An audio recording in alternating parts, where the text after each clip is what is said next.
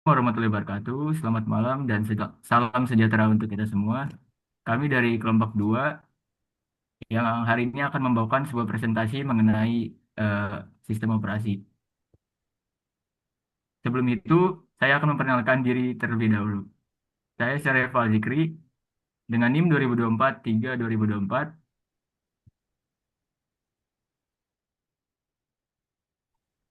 Saya Rifki Habib Alvaros dengan NIM 2024 320308.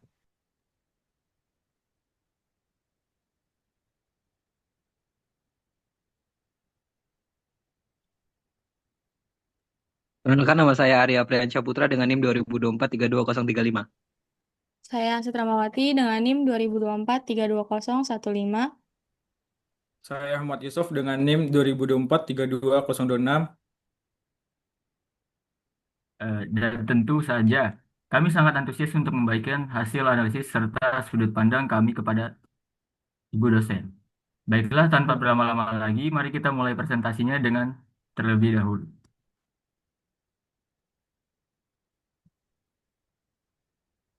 Pertama itu pendahuluan. Manajemen file adalah komponen penting dalam sistem operasi karena setiap sistem seperti Unix, Linux, Windows, dan Android memiliki cara berbeda dalam mengatur, menyimpan, dan mengamankan data, sehingga pemahaman yang baik terhadap manajemen file sangat diperlukan untuk mengatasi tantangan kompatibilitas, kecepatan, dan keamanan, terutama bagi pengembang yang ingin menciptakan aplikasi lintas platform seperti Unix File Management, Linux Virtual File System, Windows File System, dan Android File Management.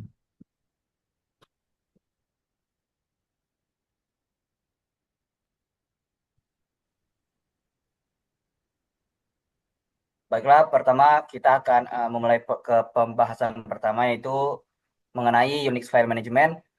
Apa sih itu Unix File Management?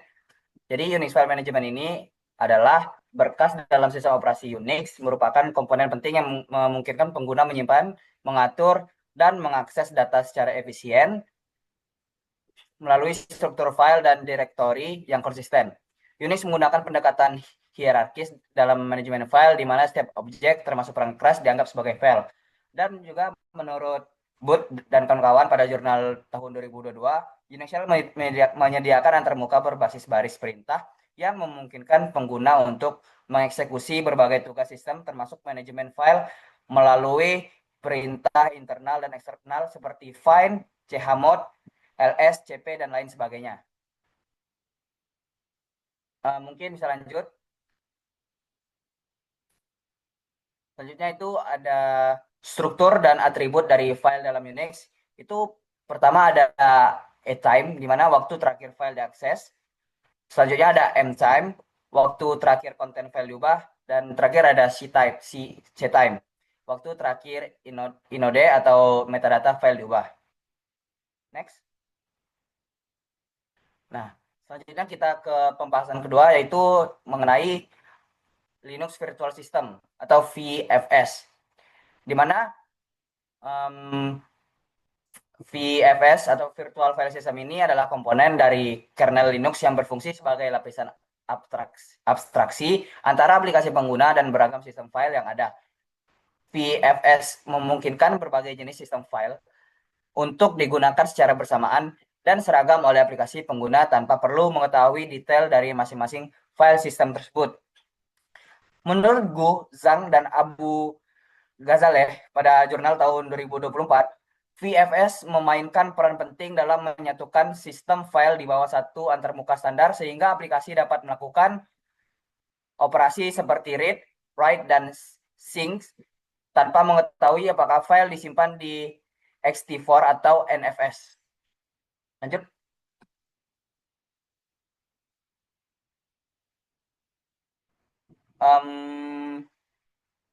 Mungkin bisa next lagi. Nah, selanjutnya kita ada mengenai tentang keamanan dan isu dari VFS ini. Ada beberapa poin. Ada mengenai side channel attack melalui fungsi sync fs, dan disarankan fusing dan model checking untuk menguji keamanan, serta ini rentan terhadap celah keamanan seperti kesalahan validasi, memori, dan konserensi. Next.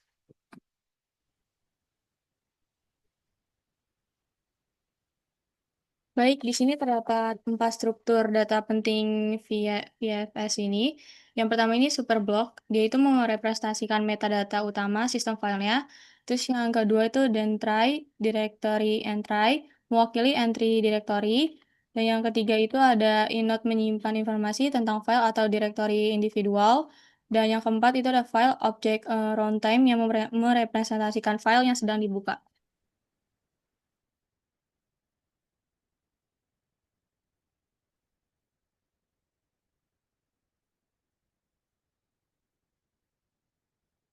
Selanjutnya akan dibacakan oleh Ari.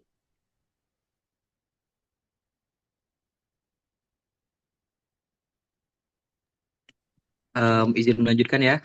Terima kasih saudari Astrid. Rekomendasi dan ancaman masa depan VFS. Kerentanan semantik seperti kesalahan dalam pengecekan izin akses dan ketidaksesuaian implementasi dengan spesifikasi VFS menunjukkan tren peningkatan. Oleh karena itu, mereka menyarankan pentingnya penggunaan alat verifikasi seperti model checking dan fuzzing yang diarahkan secara spesifik pada lapisan VFS. Rekomendasi yang kita berikan untuk penggunaan VFS adalah yang pertama, integrasi lebih dalam dengan sistem berbasis cloud and container. Yang kedua, optimasi untuk storage modern seperti SSD, NVMe, dan storage terdistribusi. Kemudian yang ketiga, dukungan natif untuk enkripsi keamanan lebih tinggi. Yang keempat, pemantauan dan logging lebih lanjut dengan observabilitas tinggi. Kemudian yang kelima, peningkatan dukungan terhadap file sistem berbasis jaringan. Kemudian ada pun ancaman penggunaan VFS. Yang pertama adalah ancaman keamanan dan eksploitasi kernel. Yang kedua adalah kompleksitas sistem file baru. Yang ketiga, kebutuhan real time dan latensi rendah. Kemudian ada persaingan dengan sistem file berbasis user space. Kemudian ada tuntutan energi dan efisiensi daya. Kemudian ada fragmentasi dan kurangnya pemanfaatan VSS dalam masa sekarang.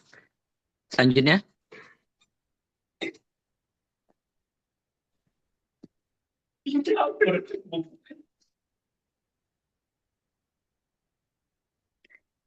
Yang selanjutnya adalah Windows File System atau NTFS. NTFS adalah New Technology File System. Sistem ini adalah sistem file utama Windows yang dibuat sejak 1993, pengganti dari sistem FAT dan HPFS. Digunakan oleh Windows 10, 11, dan Windows Server. Kemudian teknologi ini digunakan untuk menyimpan data dalam struktur Master File Table atau MFT. Kemudian data ini mendukung metadata lengkap, file besar, dan partisi besar. Kemudian struktur dan fitur penting dari file ini adalah MFT, metadata semua file dapat direktori. Kemudian ada journaling, mencatat perubahan sebelum diterapkan untuk pemulihan. Kemudian yang terakhir ada access control list atau ACL. ACL adalah pengaturan hak akses per user atau grup. Selanjutnya. Berikut adalah fitur lanjutan dan kelebihan NTFS.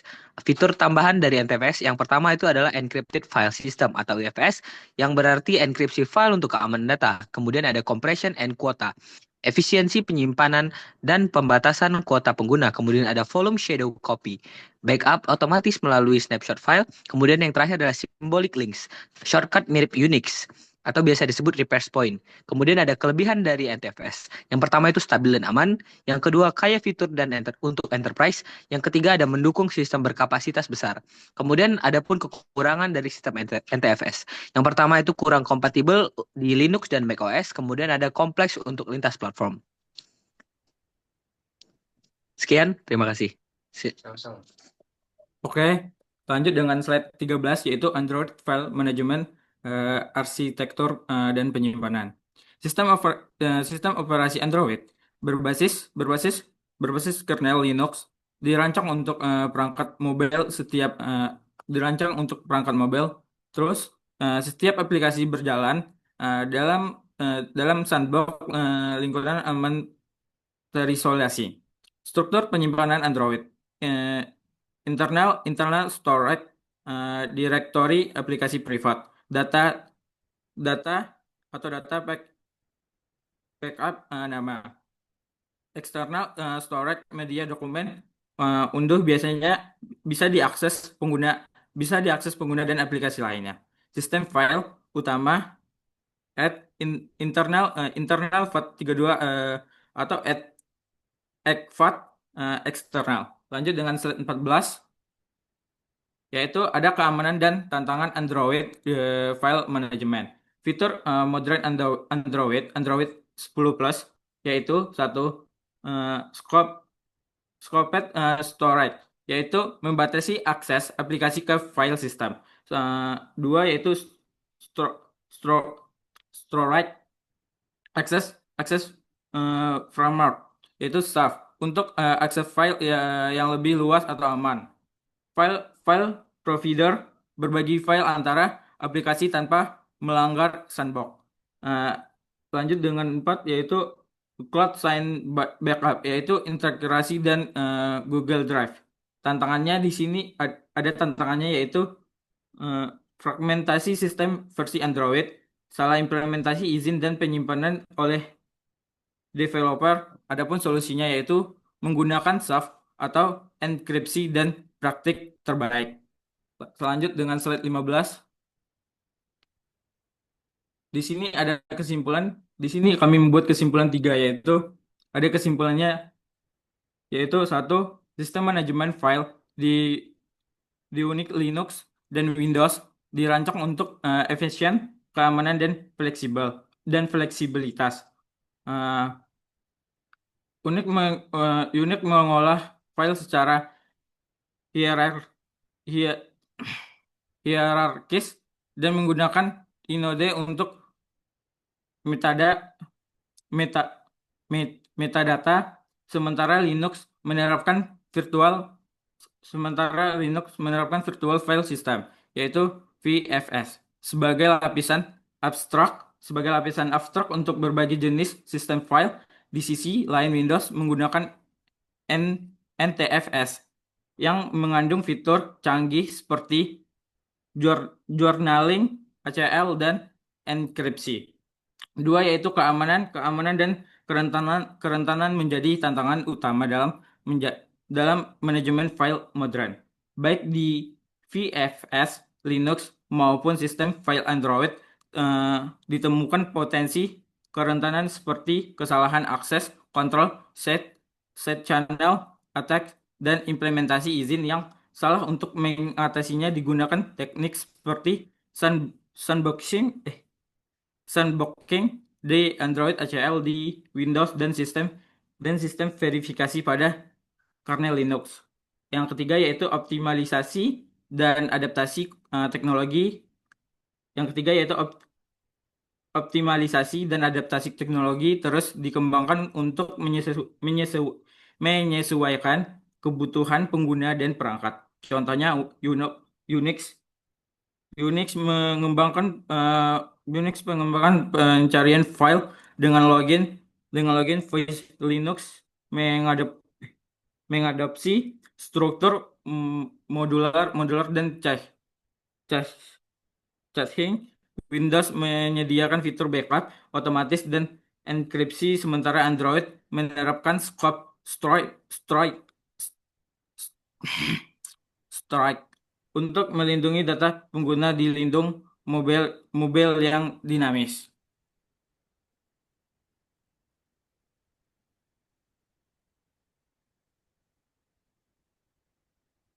Lanjut dengan slide terakhir. Baik, di sini terdapat saran dari kesimpulan dan semuanya yang sudah dijelaskan tadi. Perlu dilakukan pengembangan sistem manajemen file yang lebih fleksibel dan kompatibel antar platform agar pertukaran data antara sistem operasi seperti Unix, Linux, Windows, dan Android dapat berjalan lebih efisien tanpa batasan format file sistemnya.